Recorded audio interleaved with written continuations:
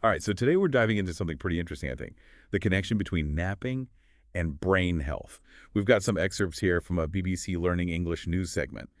And honestly, even I was surprised by some of this stuff. Yeah, it is interesting to see how research on something as simple as napping, can reveal so much about our brains, especially as we age.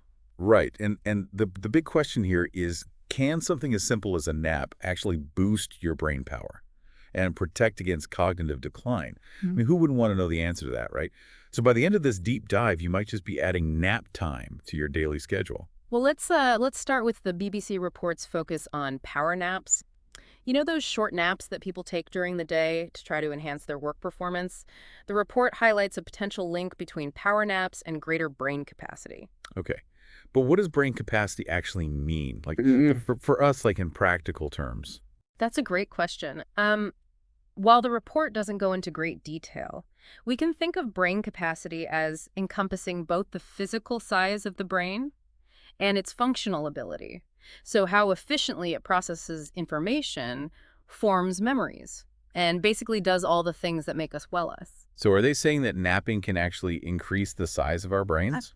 Well, that's where things get really interesting. The report suggests that power naps could potentially slow down the age related shrinkage of the brain. Mhm. And while brain volume isn't the whole story, it's a significant factor. You mentioned that brain volume isn't the whole story. What else is there? Well, think of it like this. Your brain isn't just a static organ, right? It's a dynamic network of connections between neurons, constantly firing signals back and forth. The efficiency of those connections, the speed and clarity of those signals, that's a huge part of what determines your cognitive function. So could napping be boosting that process, making those connections work better? That's where further research gets really exciting.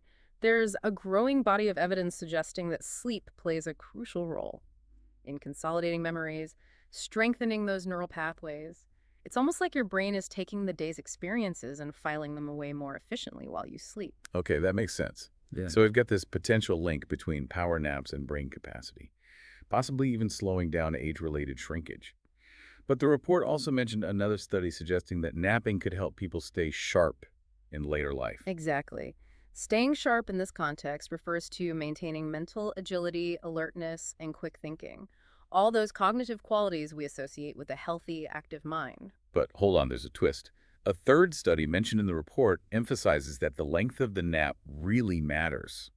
So it's not as simple as just closing your eyes for a few minutes whenever you feel tired. It seems not. The BBC report delves into the contrasting effects of short versus long naps. They explain how shorter naps are linked to positive health outcomes like a reduction in blood pressure. I get the blood pressure thing, but how does that work? What's the mechanism there? Well, think of it like a mini reset for your cardiovascular system. A short nap can be enough to lower your stress hormones, giving your body a chance to relax. This, in turn, allows your blood vessels to dilate, easing the pressure on your circulatory system. So it's like hitting the pause button on stress for a little bit, letting your body catch its breath. Precisely. However, the BBC report also points out that longer naps might be associated with negative effects. In fact, they even mention a possible correlation with an increased risk of obesity. Obesity. Now that seems like a leap. How are they connecting those two things? Well, it's important to note that this is correlational, not necessarily causal. It could be that individuals who tend to take longer naps already have certain lifestyle factors that contribute to both extended sleep duration and a predisposition to weight gain. So more research is needed to unpack that connection. But it does raise the question, are all naps created equal? It's a crucial point. It seems the wrong kind of nap could hinder our health instead of helping it. The report uses that word hinder to emphasize the potential downsides of napping incorrectly. It means to create obstacles or make something more difficult. Speaking of hindering my jam-packed work schedule, really hinders my ability to take those luxurious midday naps. But jokes aside, this is really important information.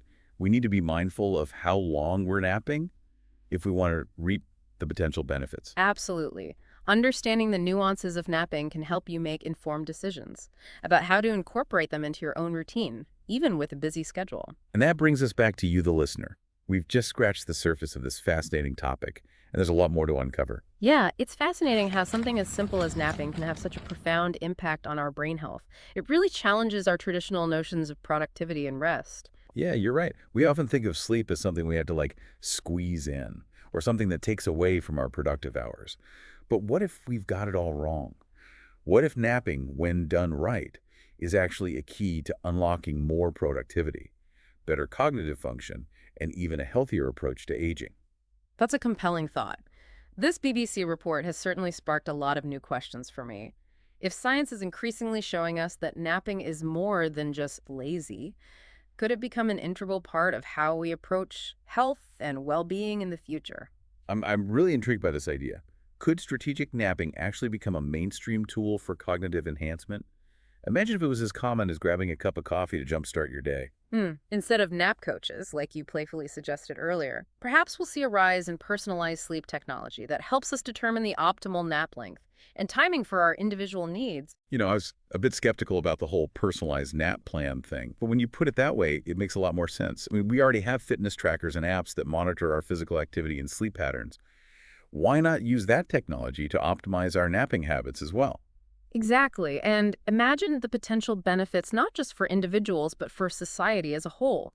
If a quick, well-timed nap can enhance memory consolidation, boost creativity, or improve problem-solving abilities, the implications for education, workplace productivity, and even scientific innovation are enormous. This is really making me rethink my whole approach to napping.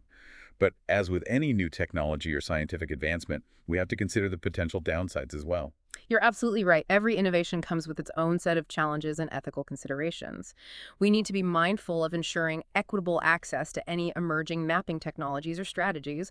We don't want to create a society where only certain groups can afford the benefits of optimized napping. That's a really important point. We also need to be cautious about promoting napping as a cure-all solution. It's not a magic bullet. There are many factors that contribute to cognitive health and overall well-being, and napping is just one piece of the puzzle. I agree. It's about finding a balance and incorporating napping strategically into a holistic approach to health. But I do think this research is a powerful reminder that we often underestimate the simple things. That can have a profound impact on our lives. We tend to overcomplicate things searching for complex solutions, when sometimes the answer is right in front of us. Rest, recharge, and allow our bodies and minds to do what they do best. Okay, let's bring it all back to the key takeaways from this deep dive into the world of napping. First, we learned that power naps may be linked to greater brain capacity and could potentially slow down age-related brain shrinkage. We also explored how napping can help us stay mentally sharp, maintaining those cognitive abilities we rely on for clear thinking, quick decision-making, and efficient learning. But crucially, we discovered that nap length is key. Shorter naps are associated with positive health outcomes like reducing blood pressure, while longer naps may have less desirable effects and could even hinder our health in some ways. It's all about finding that sweet spot, the nap duration that works best for your individual needs and circumstances.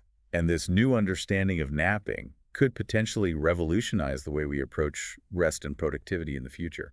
Imagine a world where nap breaks are not just accepted, but encouraged, where workplaces and schools are designed to facilitate restorative rest. It's an exciting possibility, isn't it? Yeah. A world where we work with our natural rhythms instead of constantly pushing against them. And where we recognize that sometimes the most productive thing we can do is take a break, step back, and allow our minds and bodies to recharge. This has been such a thought-provoking deep dive. I'm already looking at napping in a whole new light. But before we wrap up, I want to leave you, our listener, with one final thought.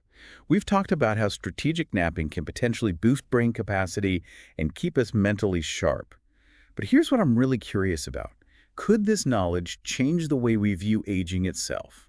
Oh, that's a fascinating question. You're suggesting that if we can actively protect our cognitive function through something as simple as napping, it challenges the traditional narrative of inevitable decline. Exactly. Instead of fearing cognitive aging, maybe we can embrace the idea that we have more control over our brain health than we previously thought. It's a shift in perspective, from passive acceptance to proactive engagement. Right. And if napping is one tool in that toolbox, it suddenly becomes a lot more appealing, doesn't it? It certainly does. And it opens up a whole new avenue for research and innovation. What if we could develop personalized napping strategies tailored to specific age groups and cognitive needs? Imagine the possibilities.